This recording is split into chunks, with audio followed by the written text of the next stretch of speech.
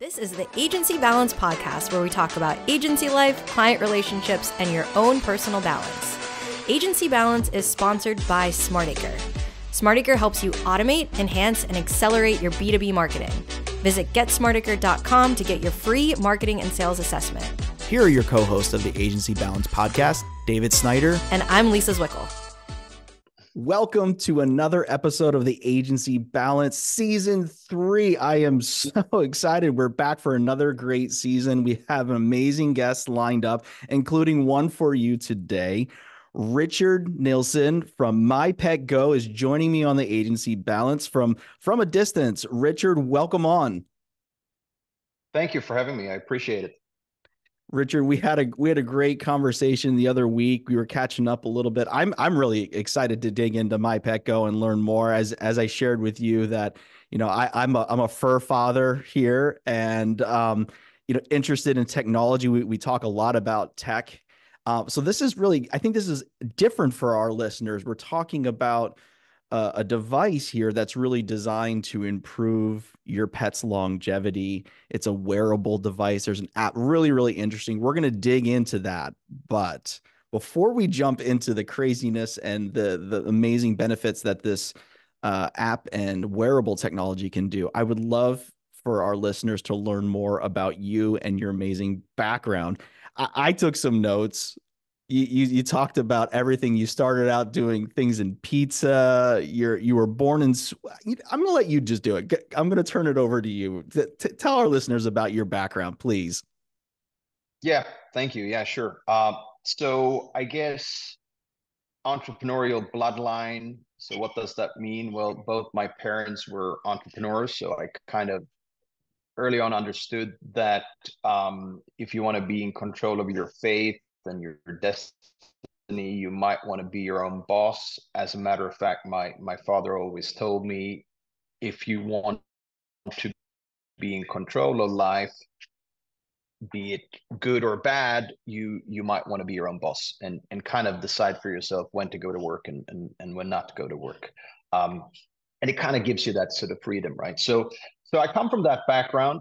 However, my sort of choice of entrepreneurship became quite technical quite early on. So there was not, I guess, any inclination to go into technology specifically. It was just opportunistic and kind of the thing at the time, right? So we're sort of in the early 2000s here, and that was, the thing popping up, this sort of .com era. For the listeners that might not recall, but it kind of really started in 1995, right? With the Googles and others kind of forming, right? So it was early on, and I saw this opportunity where you could kind of blend passion with tech, and that could become something. So I guess I did a bunch of stuff. Tried to become a tennis pro, didn't really work, but what that taught me was the sort of similarities of trying to be an athlete, a professional athlete, I should say, and then sort of trying to be a professional entrepreneur, which shares a lot of the similar traits, right? You have to be very determined, and you have to be stubborn, and you have to have very strong conviction in your own efforts, but in essentially the craft that you're conducting, right? And so for me, that was tennis. I was okay, top 10 in Sweden, which is my native country. I have younger twin brothers that were sort of top 10 in Europe when they tried it. And we didn't make it the whole way.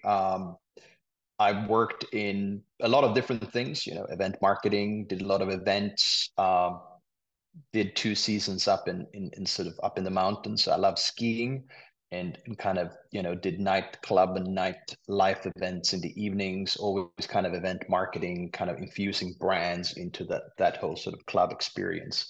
And, I've done, all sorts of things, but I think it all changed around when I was 21, and I moved to Hong Kong from Sweden and kind of started what I like to refer to as my first real kind of technological venture. which was a lifestyle magazine that was online based. It was I guess, the early uh, days for digital publishing, at least in the Far East or in Asia Pacific. And so it was kind of a community with a magazine, with an event guide, with a city guide. And so people could congregate, read about their passions, discuss their passions. We took a lot of pictures from various events, and that kind of was a draw factor. So every Monday you could kind of see what went on during the weekend, who went out with who, et cetera, et cetera. And that wasn't just, your celebrities or interesting folk. That was your regular folk too. And so it kind of gave them that kind of glamorous thing, and people would save it and put that up on all sorts of social and stuff. But that was kind of 2005, 2006. And then sort of tech, as we know it, has emerged, right? And it is a completely different world today. I mean, this is the fourth industrial revolution, and I think now we have a fifth one, which is sort of artificial intelligence. And obviously I've kind of, as it has progressed, I have progressed in my efforts in being a technology entrepreneur, and obviously what I do today is very AI driven, and sort of AI driven in pet care, and that kind of then fosters longevity, which is kind of what I do. So that's a bit of a backstory. I live in Barcelona today. I have lived in Malaysia, in Singapore, in Hong Kong, different parts of the world, but I've kind of come back to Europe so that I can be closer to North America, so that I can be closer to the European market, so that I can be relatively close to Asia Pac. But it's kind of time zone wise, this works the best for me. And I got a good airport here that can take me wherever I need to go. So very good connections. So that's the backstory. Wow, that there's a lot in that backstory.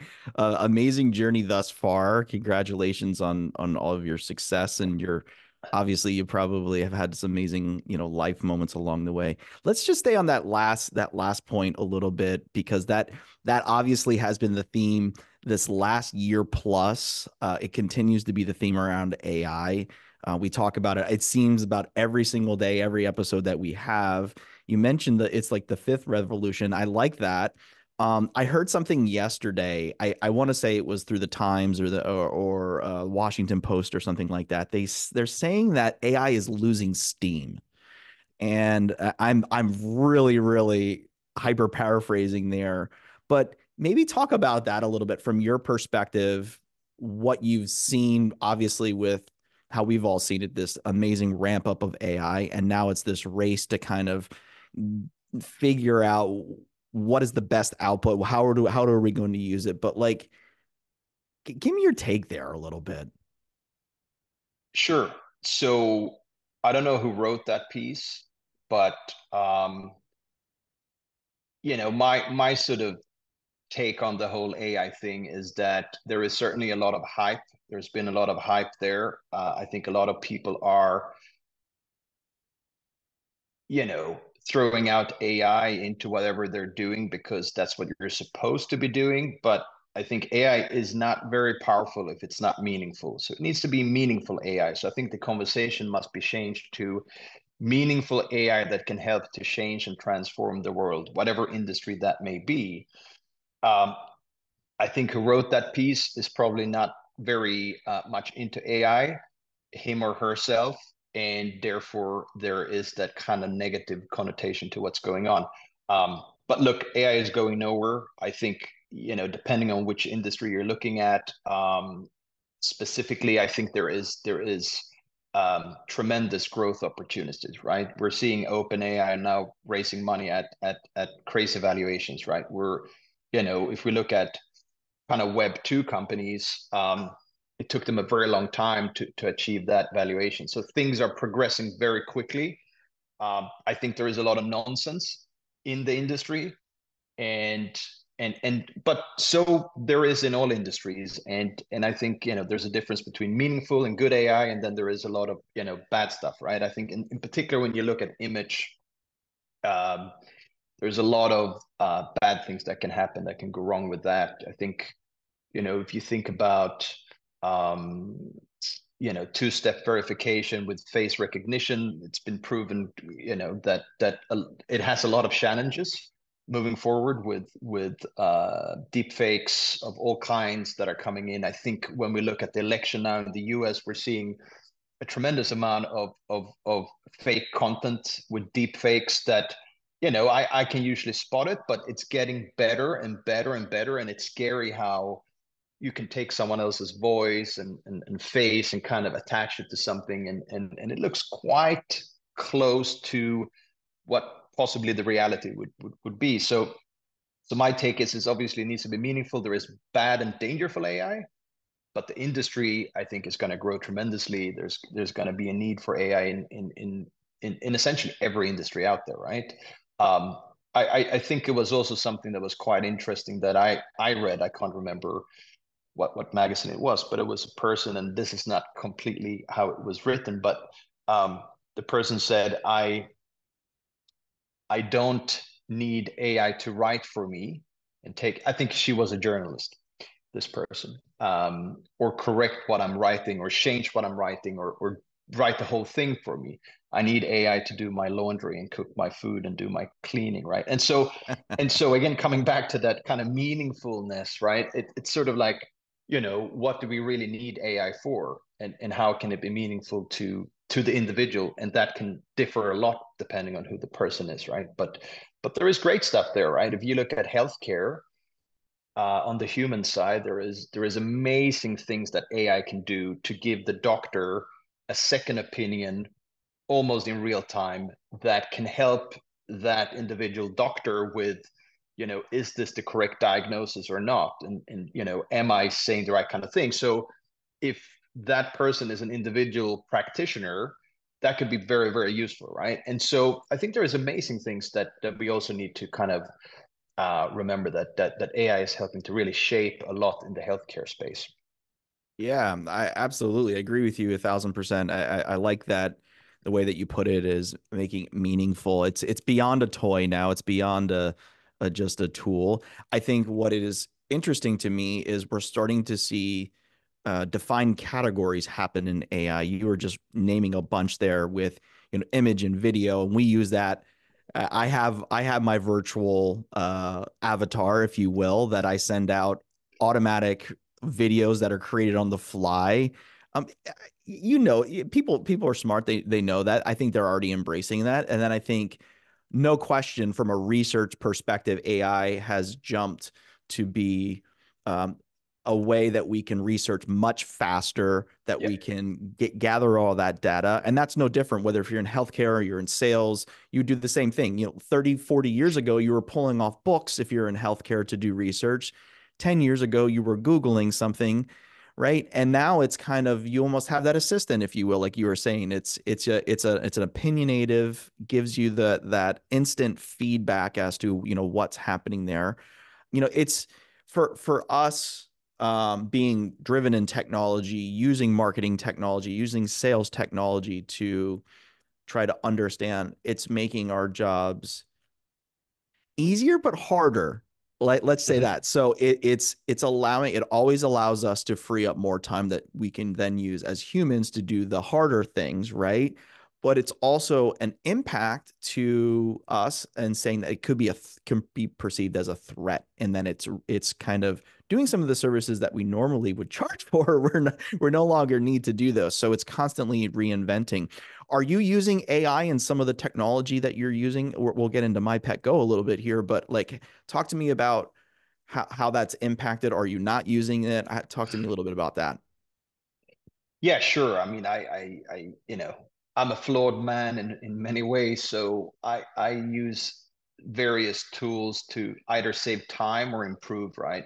And hopefully both. And I think, if you look at a company like OpenAI, and I have no particular, you know, uh, inclination to thinking that that's better than anything else, but I just chose to kind of start with that quite some time ago, and I'm still using it. But so I think in terms of text, I use it for text for kind of make something. And I've seen the progression, how it's getting better and better. I think you can mimic a style of writing for something that isn't necessarily yours, but it kind of become yours, but it's kind of more appropriate for what it is. So as an example, you want to put out a LinkedIn post, it's still your wording, but it's been written in more of a way where it comes with a hook that kind of works for that specific target audience that is on LinkedIn. That exact same thing may not be as relevant on another platform, but it kind of works there. So I do use it. I don't overly use it. I think the problem I see sometimes with tools like that, it takes away from your creativity, right? So if you only use these kind of tools, your creativity goes down the drain, right? You're essentially allowing someone else to think and be creative for you, and I think that's a danger, right? So I would kind of urge everyone not to get addicted to these tools, because then your own unique selling point kind of slowly but surely disappears, right? But I use it for that. I think I've used deep learning quite a lot for translations, right? So we translate a lot of things from, say, English to Spanish. And I think deep learning is a great platform. I then have Spanish friends, and people kind of look at the translation. They say, "Wow, this is very, very good." But you could use Google Translation. I mean, Google Translation and the AI that they have, depending on which language you want to translate to, I would say is the caveat here. But if it's Spanish, for instance, it's very, very good. So, there is a lot of things out there with AI where you actually cut out the middleman, whether that's good or bad. Let's say I go to Upwork and I find someone who could translate for me. I'm taking away that $500 that I could have paid to that person, because now I can kind of virtually get it for free. So, is it great? I mean, it's good from a cost perspective, but, it is also stealing away possible remote work for individuals, right? Yeah.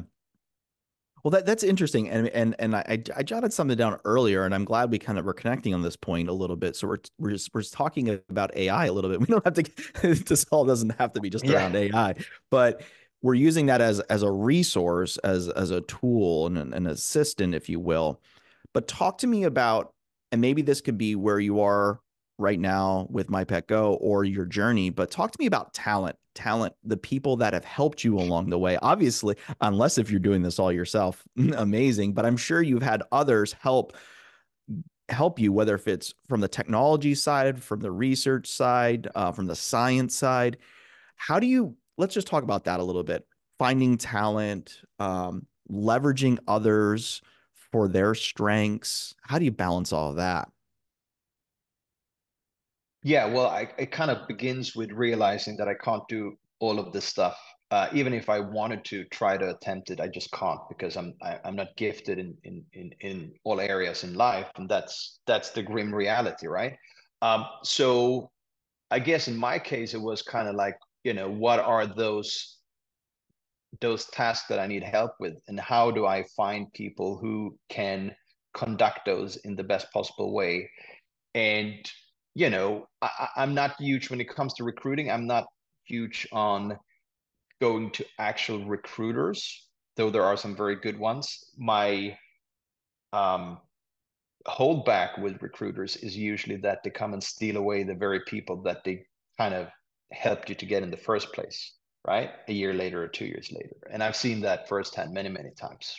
So I used to use a lot of recruiters when I was in the media industry, and it kept on being this apparatus where you just keep on using the same guys and paying fees. And I don't know what the fees are today, but it used to be in media 25% of their annual salary. And then it changed a little bit. But so what I've done instead is I kind of look at my network, and I go to my network, and I try to, that could be my virtual network, or that could be like my, sort of in a physical sense. And I say, look, I need help with this particular area. Would you know anybody that's really good at this, right? And so I think that kind of trusted recommendation has worked for us.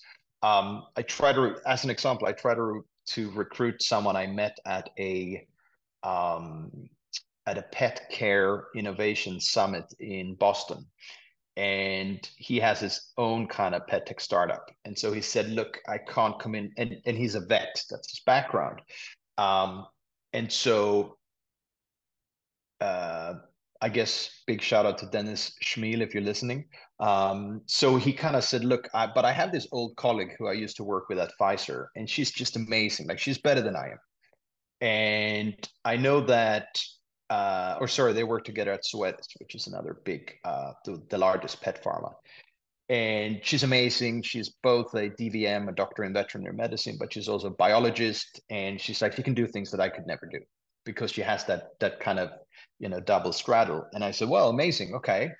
And so we connected, and through him, so she's now today our chief veterinary officer and based in New York, and has tremendously helped with marrying the technology together with the medicine, and I guess with science, and making sure that we're being as science backed as we can be, and that we, from a medical point of view, don't talk about the values being abnormal. It's more kind of, it's out of range, like that we have the right lingo, and that we do things the right way. So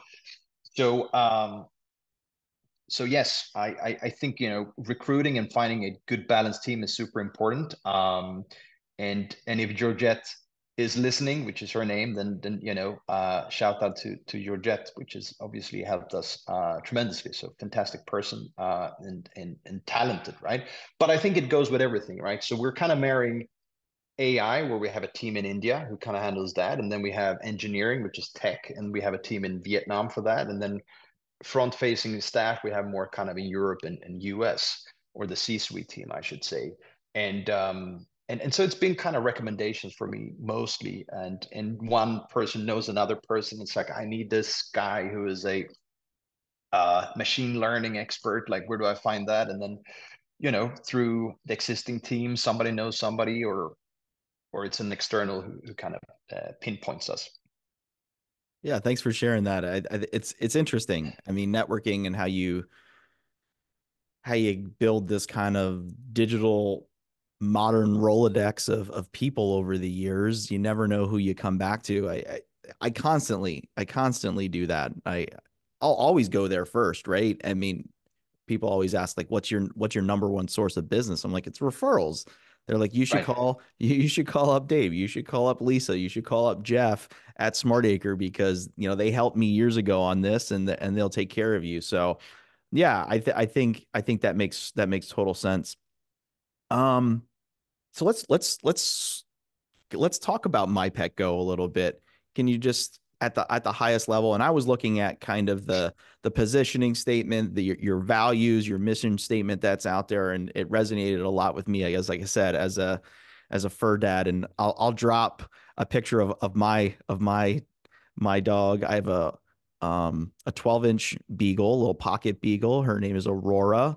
She was we were thankful enough to have her. She's my second one.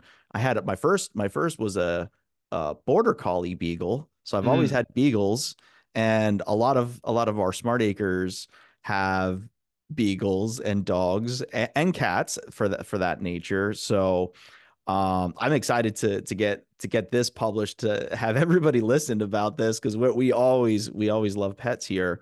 But I don't use any wearable technology for my pets. I obviously, as probably most, rely closely on my local vet to help me when there's an issue. Obviously, she's getting up there in age. She's going to be 12 in January.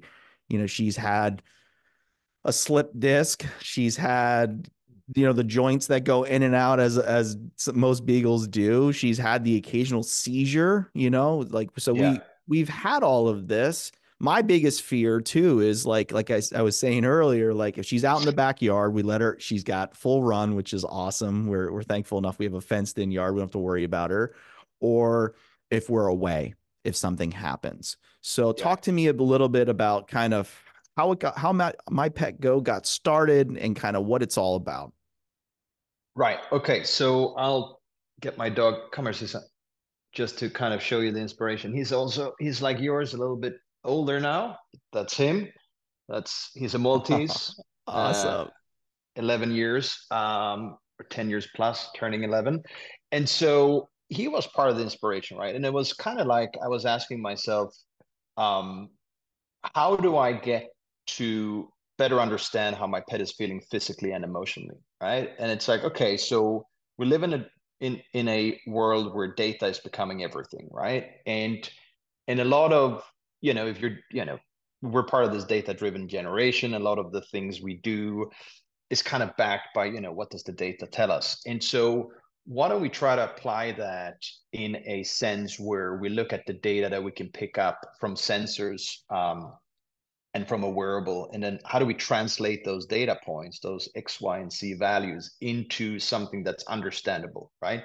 That a human, non-vet, non-scientist, non-kind of tech person can relate to, right? So how do we express that in a layman way? And that was kind of the starting point. So had this guy wanted to obviously, do what I can to understand him better, but also to extend his life and ensure that he lives happy and healthy as he's here, but also kind of improving that lifespan. And so the thesis was, can we create a wearable that can extract the data points? Can we then translate that into a simplistic, understandable way? And then can we then with that also tell the user what they can do with this data and how they can improve the livelihood of their beloved dog, and then who can help them kind of connect and bridge that contact to a service provider or a physical product. And so that journey started about 4 years ago, and we've been building, and here we are. And things have changed, and we've pivoted, and AI became such a very, very big thing, I think, throughout these 4 years. So we had to kind of rejig and change, the initial concept as it was to what it kind of is today. But we are very much a health and longevity wearable, where we got a program inside of the application that explains to you as a pet parent, what you need to do across 3 pillars, right? So we give you kind of tasks, like we give you some things to do on a daily basis. And the first pillar is kind of activity and mobility. So that's all about moving and resting, right? So, if you think about the original wearable for humans, that was kind of the Fitbit, right? And the Fitbit, they are known, and they were the original gangster when it came to step count and calorie burn, right? And so that's what we know. So we do that too, step count and calorie burn, and kind of, you haven't moved enough today, and you should move a bit more, or you've moved too much, you need to let your dog rest, right? The second pillar is across, nutrition and hygiene, right? So you want to have a well-fed pet, but not overly fed, right? So if you look at the US market, as an example, 55%, give or take, of the dogs are obese, right? And so that leads to all sort of other chronic and very hard to reverse kind of issues down the road. Not irreversible, but hard to reverse, right? And so nutrition is very important. Diet, supplements, deworming tablets, all these different things, but also hygiene, right? If you never clean the ears, you're gonna end up having possible issues with the ears, right? Unless you're super lucky, right?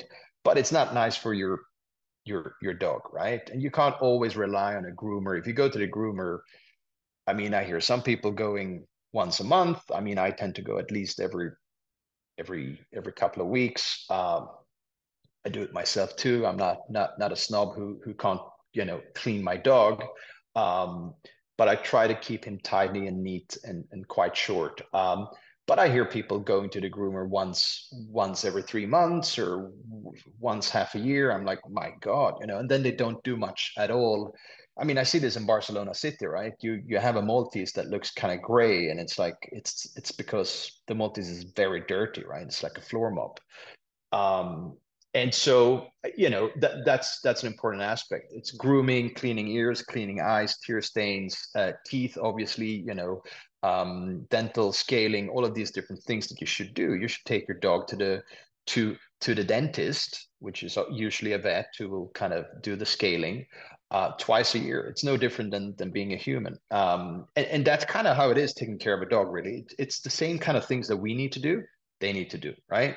But we often neglect it, and we shouldn't, right? So we're kind of giving you that daily kind of, this is what you should be doing. And if you do, and then the third one is sort of preventative care, and obviously us communicating certain health markers and next step recommendations with you, that you're engaging with these and kind of following them. But if you do these three, these tasks across these three different pillars in a timely manner, you will have a happier and healthier dog, and a dog that should by default live a little bit longer, right? So we have the program, we got the wearable where we look at HRV, which we know very well as humans, right? But in the pet sense, we don't really know that marker that well, right? It's not something that's commonly used. So we're trying to own this marker and work with leading cardiologists to kind of help us to make sense of it, and how do we use that in pet care, broadly speaking.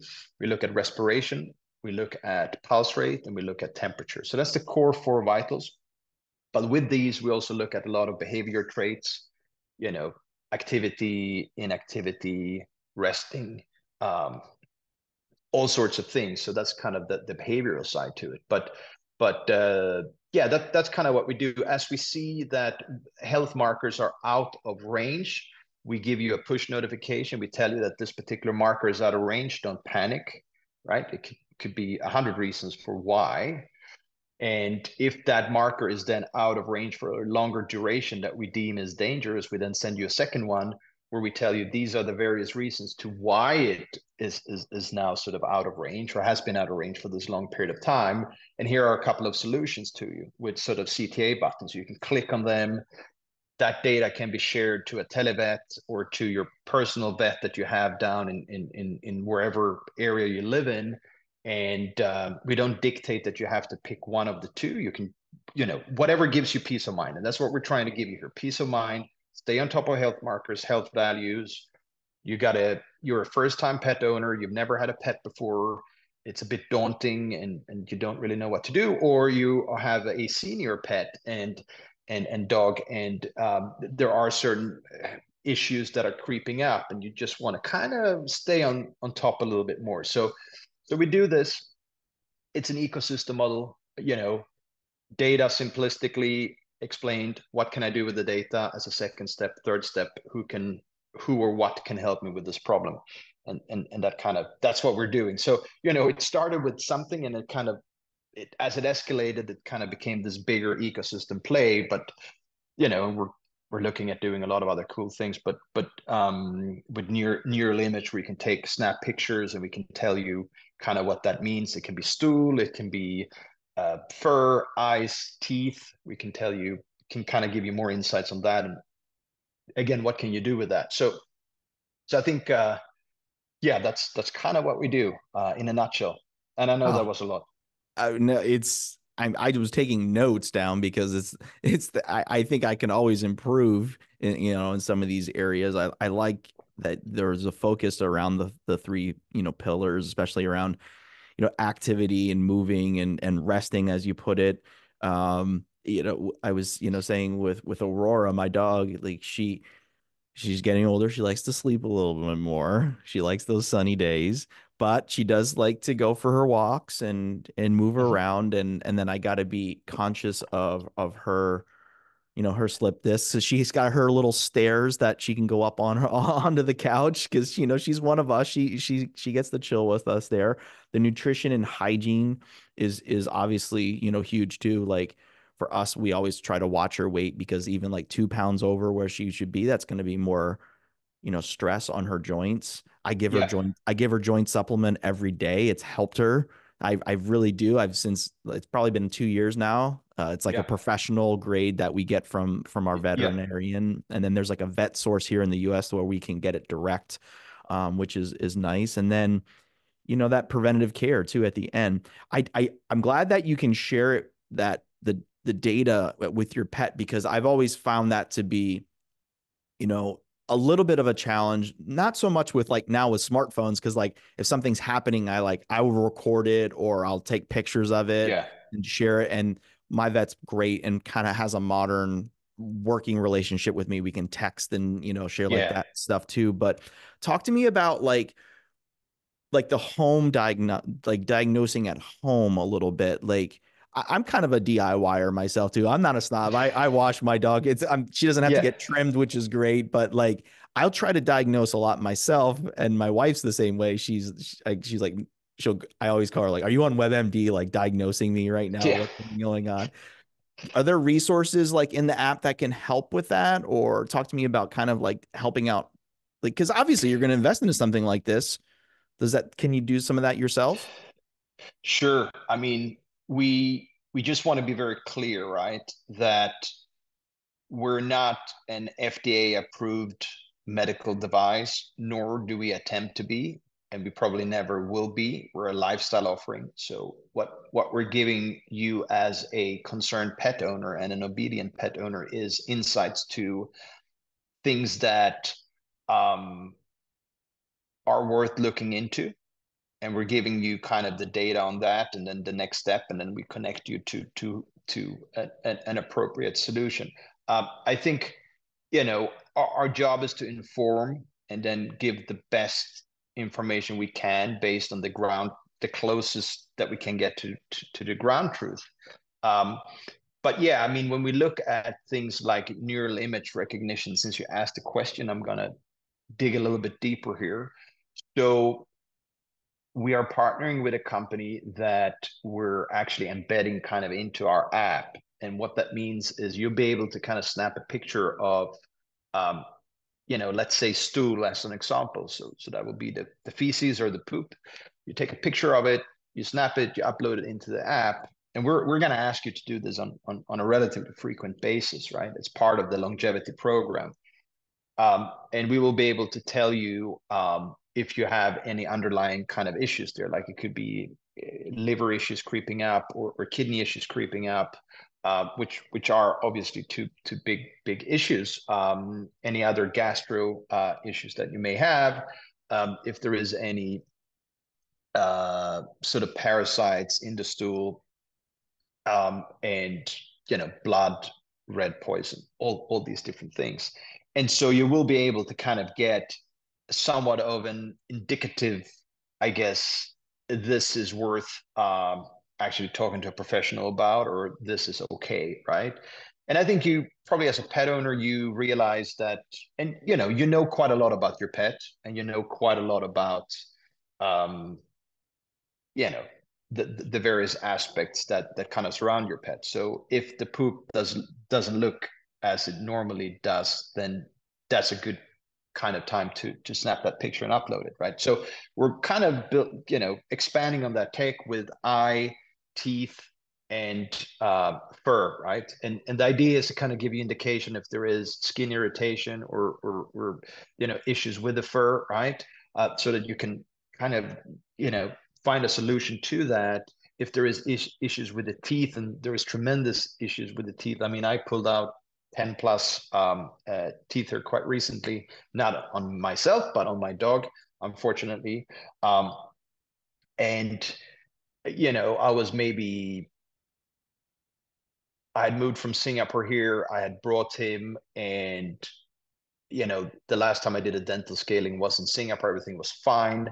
I think that maybe they pulled up one. Again, he's 10 plus, so he's not a little pup.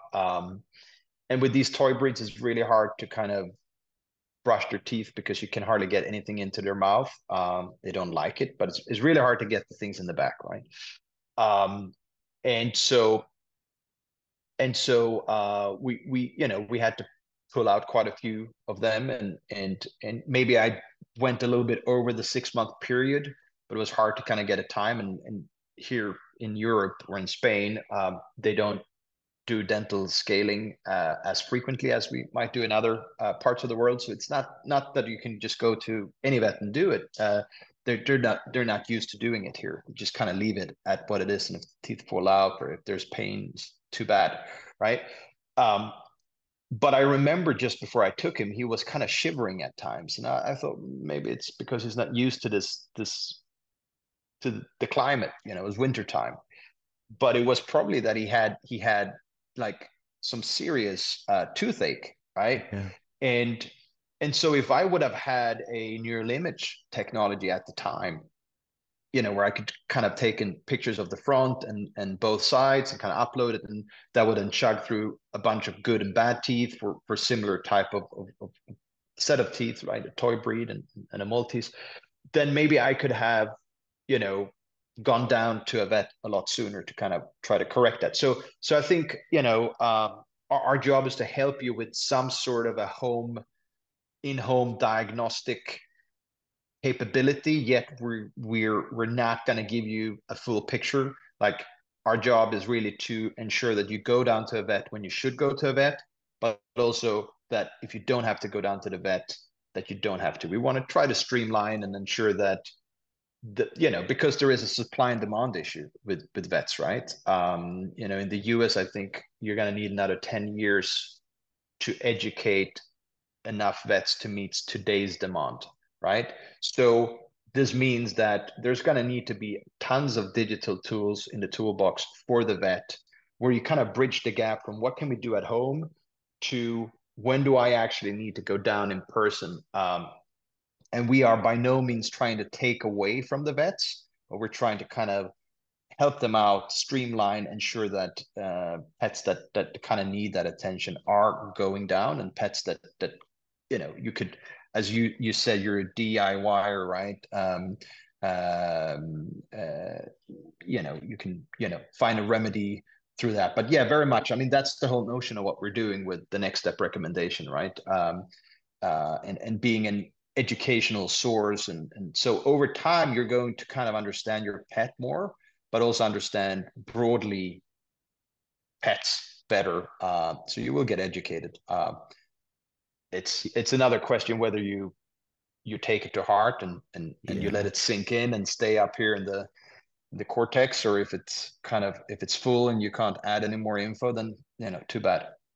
No, I think it's great. I mean, for me, um, I always try to learn more, right? Like I want to, I ask the why. Like a lot of times when I go to the vet, they say, well, her liver enzymes are up. I'm like, what does that mean? Is that okay? There's a concern there, but what is the action? And like, so like obviously Aurora can't talk to me, so like you need to help me like what do I do? Like do we just go and test and test and test and test, and then what are we getting towards here?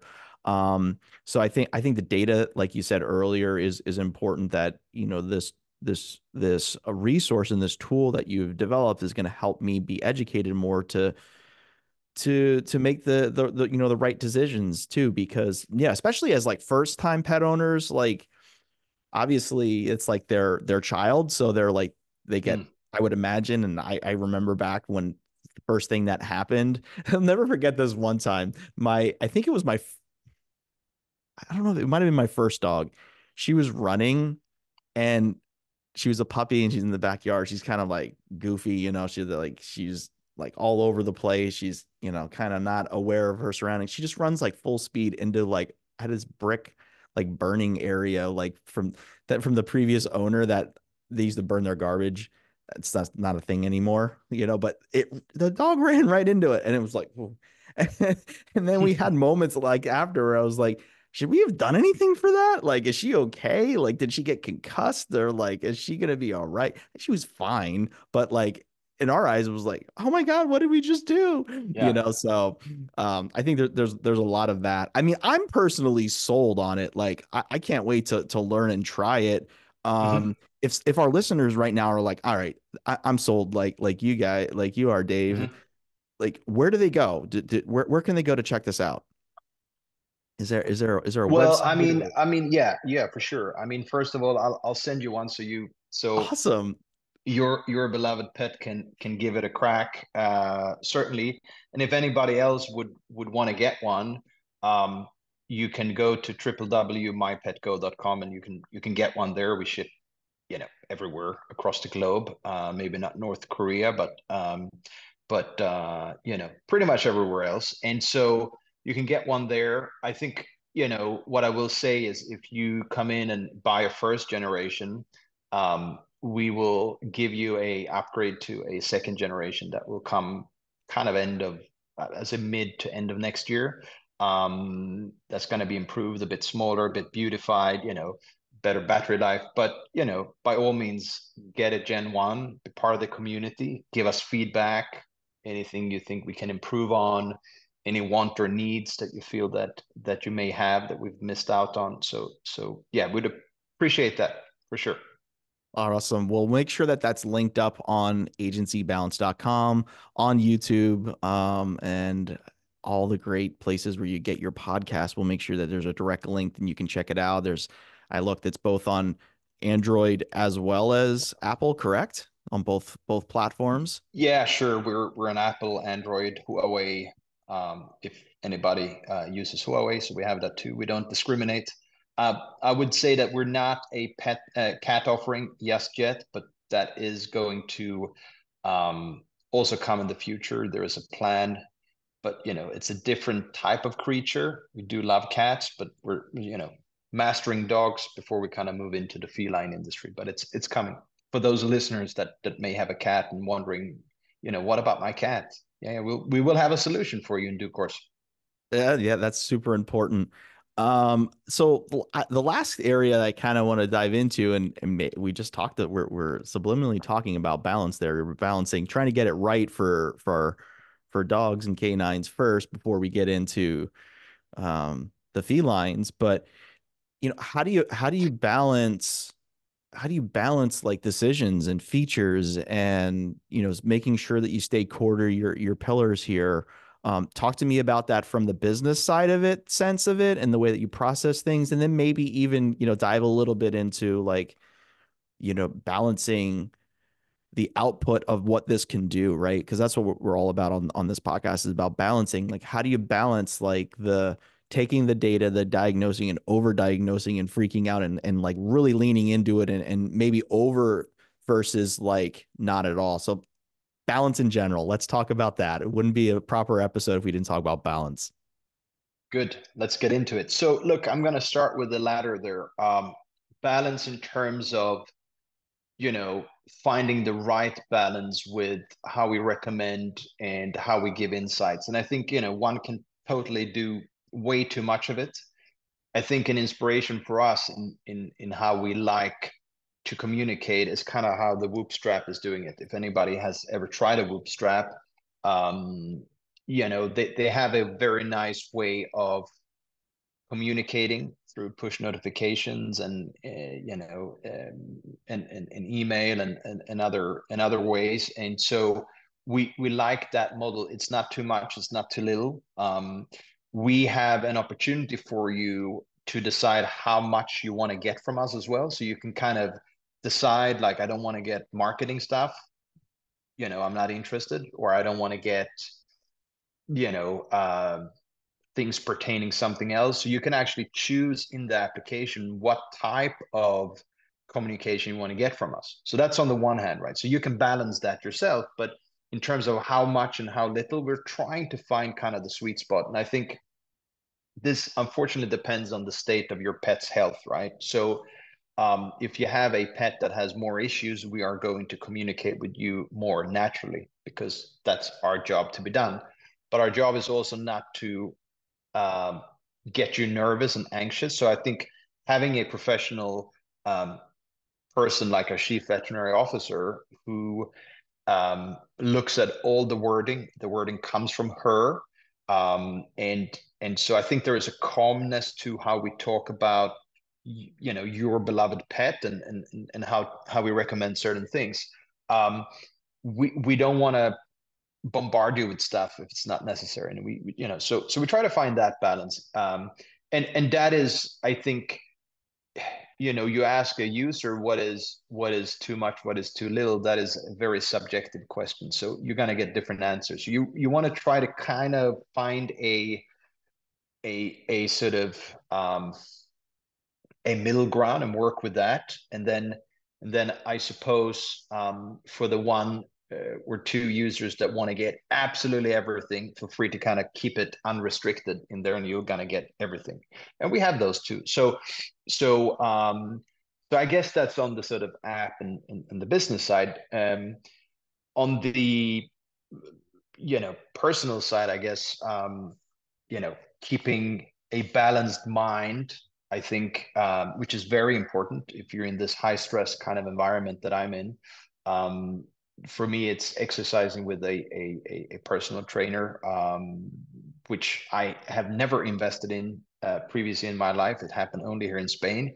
I thought I was one of those that can go to the gym and just pull a few things here and there. Like I know what I'm doing, but I clearly had no clue what I was doing. I was lifting a lot heavier stuff, but the wrong way. So it was kind of easy.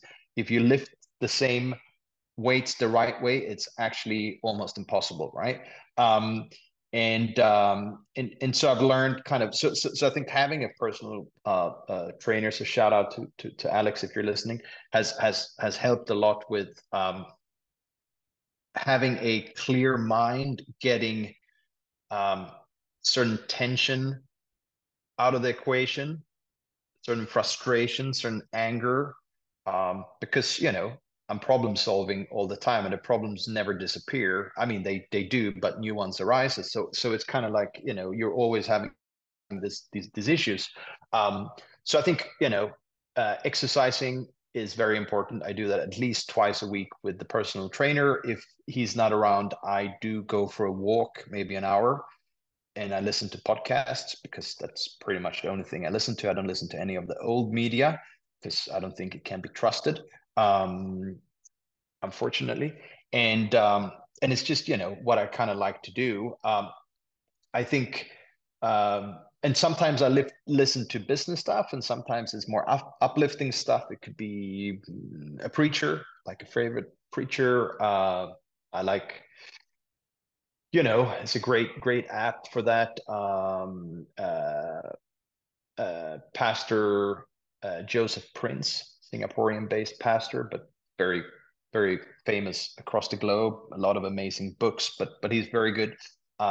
Joel Osteen, American pastor, Lakewood. Also, I think so. He preaches a lot on hope. We're obviously Pastor Prince does more kind of grace, and so more New Testament stuff, less Old Testament. And so I do that, and I think also praying every day, starting off with praying and trying not to look at other things before I pray, and do my sort of meditation and then exercise. That's kind of how my day starts, those two things. And that kind of keeps a pretty good balance. It kind of tees me up for the day in a beautiful way. And I think, meditation can be anything from, whatever you may believe in, be it a God, or you might, mindfulness might be your thing, or, whatever kind of helps to prime you as some people like to call it, right?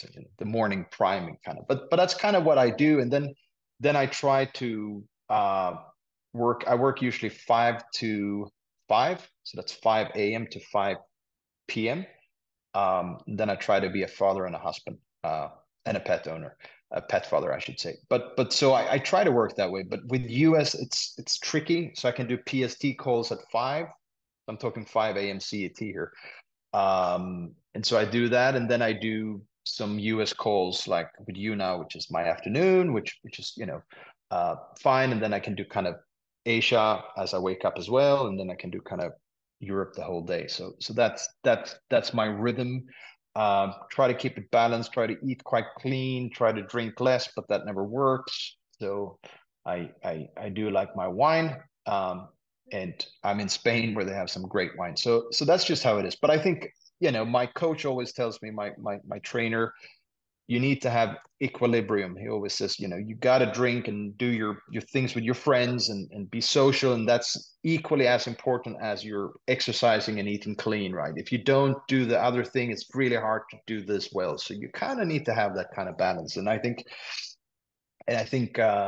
he's quite right. It's really hard to stick to something for too long of a period if you don't kind of break out every now and then and do other things. So that's I don't know if I gave you the right answer, if I missed any other balance related question. No, there's, first off, there's no right or wrong answer. And second Yeah. off, there's some great advice in there. You're doing a lot. So having having a balanced routine and a rhythm. I like that word too. A rhythm of things is important. Consistency. I start up. I usually start my day with just kind of being by myself. I showed you I was hanging out with Aurora this morning. I drank my latte before I did anything else. Always first put coffee, really good coffee. I breathe, I was breathing as we were about to get started here this morning, just taking some deep cleansing breaths. It's a beautiful, beautiful blue sky here. So, just staring off into to looking out there. Grounding is something that I'm trying to do some more of as well, of being connected with Earth. Super good grounding. Yeah, super good. So those are all amazing things. I want to throw it out back to you. If someone wants to connect with you, if they want to learn more about MyPetGo, just again, one last shout out to any links or anything that you want to share. And we'll make sure that's all linked up at agencybalance.com. But if they want to get in touch with you, can they do so? Sure. The easiest way would be send an email to richard@mypetgo.com. I do not have some strange person replying. It would be to myself. And if you want to do something else, you can go and check me out on LinkedIn. That would be Richard Nilsson. That's Nilsson. You'll find me there. You can put my next, and you'll at least find me. And don't be a stranger if you have a question. If you're in the pet space, you have a question in regards to a partnership, or you have a question in regards of entrepreneurship, or you want a second opinion on something that pertains to one of the things that I could possibly help you with. Could be AI, could be, the pet space, could be entrepreneurship, could be starting a business, whatnot. You can also write to me on LinkedIn and I shall reply you there. So yeah, don't be a stranger. Happy to help. Well, thank you so much, Richard, for coming on and being an amazing guest. I'm excited to get my MyPetGo and start using that with Aurora. I always love new pieces of tech, so I'm really excited about that. Thank you so much for sharing your journey a little bit with us here. And we look forward to maybe having you back on once we see, version 2 in a year from now drop. But in the meantime, it sounds like a great way to get started with the first gen that's out there. Thank you so much. Thank you for having me. Appreciate it. I'll be happy to be back on anytime. Subscribe to the podcast at agencybalance.com, Apple, YouTube, or Spotify.